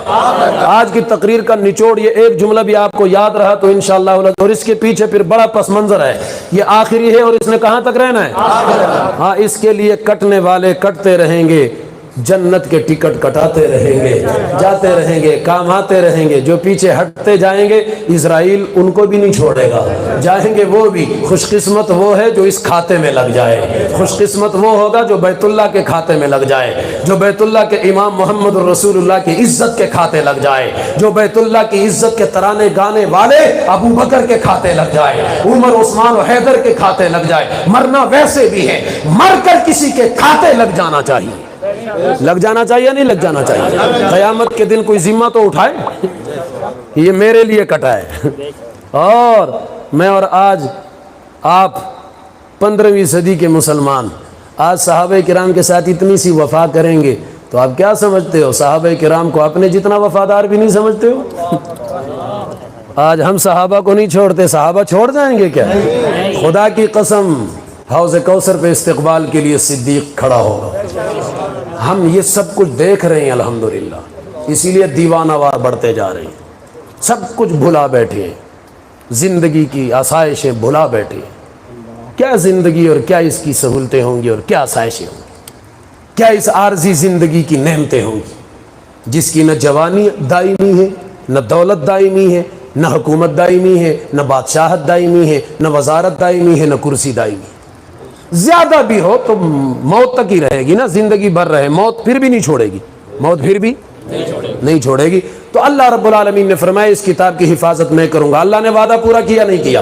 بس بات ختم کر رہا ہوں، آخری بات عرض کر رہا ہوں، بس بات آپ سے رخصت اجازت لے رہا ہوں۔ اللہ رب العالمین نے فرمایا کتاب کی نصیحت والی میں نے نازل کی ہے، حفاظت میں کروں گا۔ یا اللہ حفاظت کا وعدہ تو نے کیا، پھر اس قرآن کو ختم کرنے کے لیے جو طاقتیں اٹھی ہیں، کبھی یہ طاقت بدر میں آتی ہے، کبھی یہ طاقت طائف میں رسول اللہ پہ حملہ کرتی ہے، کبھی یہ طاقت رسول اللہ کو مکہ کی گلیوں میں ستاتی ہے، کبھی قرآن کے دشمن رسول اللہ کو مکہ کی دیواروں کے سائے میں رسول اللہ کے اوپر گندگی اور اونٹنی کی اونجڑی ڈال کر رسول اللہ کا سانس مبارک بند کر دیتے ہیں، کبھی رسول اللہ کو پتھر مارے جاتے ہیں، کبھی صاحب قرآن پیغمبر کا لہو بہایا جاتا ہے، کبھی قرآن کو ختم کرنے کے لیے قرآن کی تلاوت کرنے والے بلال کو تختے انگاروں پہ لٹایا جاتا ہے، کبھی خباب کو تختے دار پہ چڑھایا جاتا ہے، کبھی سمیہ کے ٹکڑے ہوتے ہیں، کبھی زمیرہ کی آنکھیں نکالی جاتی ہیں، کبھی ابو فقیہ کی پسلیاں توڑی جاتی ہیں، کبھی اصحاب رسول پہ ظلم و ستم اور جبر کے پہاڑ توڑے جاتے ہیں۔ ادب کے مسلمانوں، مختصر وقت ہے، پیغام چھوڑ کے جانا چاہتا ہوں، میری طرف ذرا توجہ کرنا۔ سوال میں کرتا ہوں، جواب آپ سے لوں گا، جتنی جلدی آپ جواب دیں گے بات اتنی جلدی ختم ہو جائے گی۔ حفاظت قرآن کا وعدہ کس نے کیا ہے؟ کوئی زبان چپ نہ رہے۔ حفاظت قرآن کا وعدہ کس نے کیا ہے؟ حفاظت قرآن کا وعدہ کس نے کیا ہے؟ اور پھر اللہ نے یہ بھی کہا ان اللہ لا یخلف المیعاد، اللہ جو وعدہ کرتا ہے اسے پورا کر کے دکھاتا ہے، اللہ وعدے کے خلاف نہیں کرتا۔ حفاظت قرآن کا جو وعدہ اللہ نے کیا پھر اس کو پورا کیا یا نہیں کیا؟ پورا کیا یا نہیں کیا؟ اب میرا اگلا سوال ہے اور بات ختم ہے۔ وعدہ اللہ نے کیا حفاظت میں کروں گا، آئیں ذرا سبحان اللہ کہیں، میں بتا دوں کہ حفاظت کس طریقے سے کی ہے۔ بولو بولو بولو بولو۔ حفاظت کی ضرورت وہاں ہوتی ہے جہاں کچھ خطرہ بھی ہوتا ہے، چوکیدار کی ضرورت وہاں ہوتی ہے جہاں چور کا خطرہ ہوتا ہے، جہاں ڈاکو کا، اور جہاں پہ ڈاکو اور چور کا خطرہ نہ ہو۔ کوئی پاگل نہیں ہے کہ 20 25 30 40 50 ہزار کی تنخواہ دے کر چوکیدار رکھ لے، کسی کا دماغ خراب نہیں ہوتا، لیکن اس کو اس لیے رکھتا ہے کہ یہاں ڈاکو کا خطرہ ہے، یہاں چور کا خطرہ ہے، یہاں بدماش اور غنڈہ گردی کا خطرہ ہے، لہٰذا آپ کے بازاروں میں بھی چوکیدار پھرتے ہیں، بنگلوں کے سامنے چوکیدار ہوتے ہیں، مارکیٹوں پلازوں میں چوکیدار ہوتے ہیں، کیونکہ وہاں چور کا خطرہ ہوتا ہے۔ ہے, ڈاکو کا خطرہ ہوتا ہے, تو اللہ رب العالمین نے بھی فرمایا کہ میں حفاظت کروں گا, اس کی چوکیداری اللہ رب العالمین نے فرمایا میرے ذمہ ہے, میں کروں گا, میں جس سے مرضی ہے کام لوں, لیکن قرآن کو ضائع نہیں ہونے دوں گا, قرآن کو ختم بھی نہیں ہونے دوں گا, اور کسی کو کرنے بھی نہیں دوں گا. پھر جب قرآن کو ختم کرنے کے لیے یہ بدر کے اندر جو میدان میں اترے تھے, جو کفار آئے تھے, ان کا مقصد کوئی اور نہیں تھا, یہ رسول اللہ کی ذات کے دشمن نہیں تھے. اگر ذات کے دشمن ہوتے تو 40 سال میں رسول اللہ کے ساتھ کیوں نہیں لڑے؟ اگر رسول اللہ کے ساتھ کوئی خاندانی لڑائی ہوتی تو 40 سال میں لڑائی کیوں نہیں کی؟ اگر رسول اللہ کے ساتھ کوئی زمین جائیداد کی لڑائی ہوتی تو 40 سال میں وہ اختلاف نظر کیوں نہیں آتا؟ یہ رسول اللہ کے ساتھ جو اختلاف ہے یہ قرآن کی وجہ سے ہے, یہ شریعت کی وجہ سے ہے, یہ نظام کی وجہ سے ہے, یہ پیغام کی وجہ سے ہے, یہ توحید کی وجہ سے ہے, یہ حق کی وجہ سے ہے, یہ علی الاعلان اس پیغام کی وجہ سے ہے جو فاران کی پہاڑی سے لے کر مکہ کے بازاروں تک رسول اللہ سناتے رہے. پھر یہ اس پیغام کو ختم کرنے کے لیے کفر مکمل تیاری کر کے میدان بدر میں آیا. میں آپ سے پوچھنا چاہتا ہوں, آپ نے ابھی جواب دیا کہ حفاظت کا وعدہ اللہ نے کیا, پھر اللہ وعدے کے خلاف نہیں کرتا, وعدہ پورا کرتا ہے. لیکن میں جب بدر میں دیکھتا ہوں کہ بدر میں جب کافر لڑنے کے لیے آئے, اصل میں دشمنی قرآن سے تھی, جو قرآن پڑھنے والے تھے ان کو ختم کرنا چاہتے تھے. رسول اللہ کے قتل کا منصوبہ بھی بنایا گیا کہ رسول اللہ کو قتل کر دیا جائے, قرآن کی آواز ختم ہو جائے گی, قرآن کا درس ختم ہو جائے گا, قرآن کی صدا دب جائے گی, قرآن کی آواز ختم ہو جائے گی. لیکن مالک لم یزل نے جو حفاظت کا وعدہ کیا تھا, میں آپ سے پوچھنا چاہتا ہوں کہ جب قرآن کو ختم کرنے والے بدر کے میدان میں آئے تھے, حفاظت کا وعدہ اللہ نے کیا تھا, تو بدر کے میدان میں وعدہ حفاظت قرآن کا اللہ کا تھا, لیکن وعدے کو پائے تکمیل تک پہنچاتے ہوئے بدر کے میدان میں قرآن کے دشمنوں کے مقابلے میں کون لڑے تھے؟ کون لڑے تھے؟ کون کٹے تھے؟ کون زخمی ہوئے تھے؟ کنہوں نے لہو بہایا تھا؟ کنہوں نے مال دیا تھا؟ کون تھے جو آقا کے دائیں چلتے تھے؟ کون تھے جو رسول اللہ کے دائیں چل رہے تھے, جو آقا کے پیچھے آ رہے تھے, جو آقا سے آگے جا رہے تھے؟ کون تھے جن کے سر قلم ہو چکے تھے؟ کون تھے جن کے بازو کٹ گئے تھے؟ کون تھے جو آنکھیں نکلوا چکے تھے؟ کون تھے جن کے جسم کے ٹکڑے ہو گئے تھے؟ تو پھر مجھے کہنے دیجئے, یہ صرف بدر کا واقعہ نہیں ہے, احد کے اندر وہ پھر آئے, یہاں ناکام ہوئے تو بدر میں ختم کرنے کے لیے آئے کہ قرآن کی صدا ختم کر دی جائے. بدر میں یہ جب ختم کرنے آئے تو وہاں بھی مقابلے میں کون آئے تھے؟ خندق میں آئے, مقابلہ کنہوں نے کیا؟ تبوک میں کون پہنچے تھے؟ آپ کیوں خاموش ہو گئے؟ کون پہنچے تھے؟ آپ میں سے, ہم میں سے کوئی نہیں تھا. جو تھے ان کا نام محبت سے لے, جرت سے لے, غیرت کے ساتھ لے. یہ حقیقت ہے, جھوٹ نہیں ہے. ہاں جناب, ہاں یہ بدر میں آئے تو مقابلہ کنہوں نے کیا؟ احد میں آئے, مقابلے میں کون کٹے؟ تبوک کے میدان میں کون کٹے؟ خیبر کے قلعے پہ کون چڑھ گئے؟ مال کنہوں نے دیا؟ لہو کنہوں نے دیا؟ گھر کنہوں نے چھوڑا؟ وطن کنہوں نے چھوڑا؟ اپنوں سے ٹکرائے کون؟ کفر پہ چھائے کون؟ یلغار کون لائے؟ للکار کن کی تھی؟ تلوار کن کی تھی؟ ہاں زبان کن کی تھی؟ ہاتھ کن کے تھے؟ کٹی زبانیں کن کی تھی؟ نکلا کلیجہ کن کا تھا؟ نکلی آنکھیں کن کی تھی؟ نکلا گٹا بدن کن کا تھا؟ زخمی کون تھے؟ لہو لہان کون تھے؟ بھوکے کون ہوئے؟ پیاس کنہوں نے سہی؟ تختہ دار پہ کون جھول گئے؟ زخمی کون ہوئے؟ شہید کون ہوئے؟ قربان کون ہوئے؟ اٹک کے مسلمانوں, ہمیں دنیا کہتی ہے یہ ہر عنوان میں صحابہ کرتے ہیں. کیوں نہ کروں؟ تم کوئی عنوان اسلام کا لاؤ, اصحاب رسول کے بغیر تم کچھ بھی ثابت نہیں کر سکتے. بڑے سے بڑا ملا آئے وہ بھی ثابت نہیں کر سکتا. کوئی شیخ الحدیث آئے وہ اپنی طرف سے حدیث ثابت نہیں کر سکتا. کوئی بڑا شیخ القرآن, شیخ التفسیر بن کے آئے اپنی طرف سے تفسیر ثابت نہیں کر سکتا، حق اور باطل کی تمیز ثابت نہیں کر سکتا، حلال اور حرام کی تمیز ثابت نہیں کر سکتا، کفر اور اسلام کی حدود ثابت نہیں کر سکتا، تو پھر مجھے کہنے دیجئے، مجھے کہنے کا حق حاصل ہے کہ حفاظت قرآن کا وعدہ، اپنے دین کی حفاظت کا وعدہ اللہ نے کیا تھا، اور اس وعدے کو پورا کرنے کے لیے استعمال صحابہ کو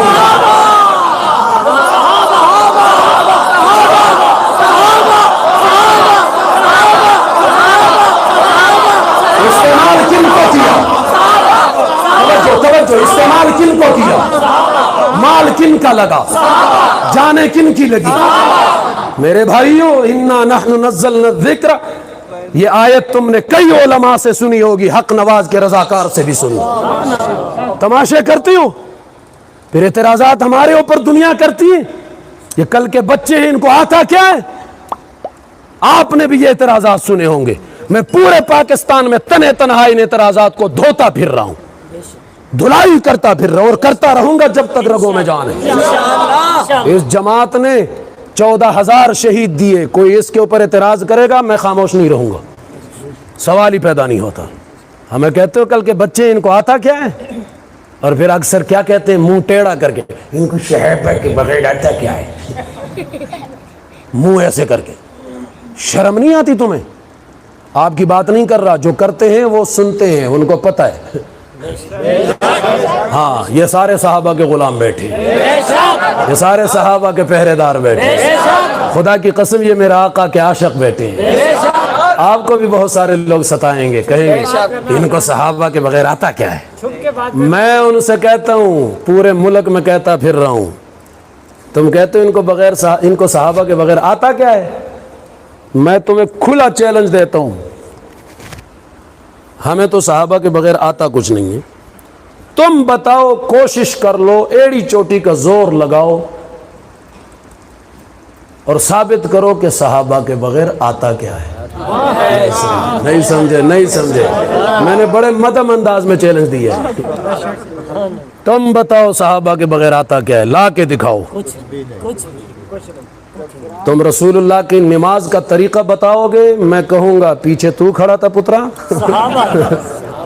آقا مقتدا تے امام سن تے پیچھے مقتدی بن کے تو کھڑا سی، قیام کس طریقے نال کیتا سی، تو دیکھیا سی، میں دیکھیا سی، میرے پیو دادے دیکھیا سی، دسو پیچھے مقتدی بن کے کون کھڑے سن، کون کھڑے سن؟ آقا اللہ اکبر آکھیے تے نال اللہ اکبر اچ اقتدا کی نہ کیتی سی۔ یہ پنجابی تسیں سمجھ آندی ہے کہ نہیں جی؟ میں وہ وسط پنجاب والی ٹھوس پنجابی شروع کرن تے شاید تسیں سمجھ نہ آوے جی۔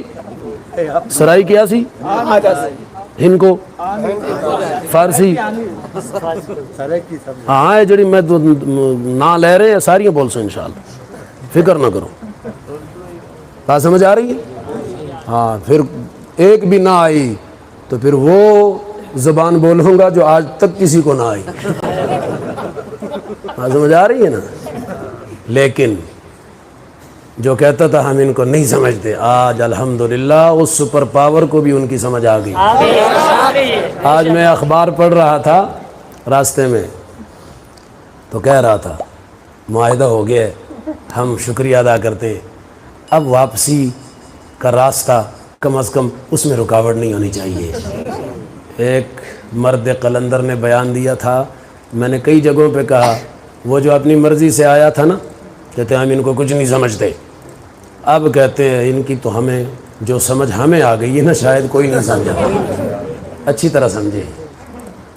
اب کہتے ہیں محفوظ راستہ دے دو، ہم جانا چاہتے ہیں بس نکل جائیں گے، راستہ دے دو۔